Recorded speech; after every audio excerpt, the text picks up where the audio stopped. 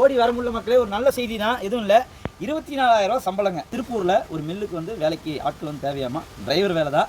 5,000 தான் அவங்க சம்பளம் கொடுத்துருக்காங்க. இப்போ நான் சொன்னேன் சாப்பாட்டுக்குலாம் என்ன பண்ணுவான்னு சொல்லி கேட்டேன். சரி 1,000 சேர்த்து கொடுத்தாலும் 6,000 வாரமான 6,000 சம்பளம். ஞாயிற்றுக்கிழமை வந்து ஒரு 100% இருந்தாலும் இருக்கும், அப்படின்னா லீவ் விட்டுருவாங்க. மேக்ஸிமம் ஞாயிற்றுக்கிழமை பொறுத்தவரைக்கும் திருப்பூர் பொறுத்தவரைக்கும் லீவ் தான்.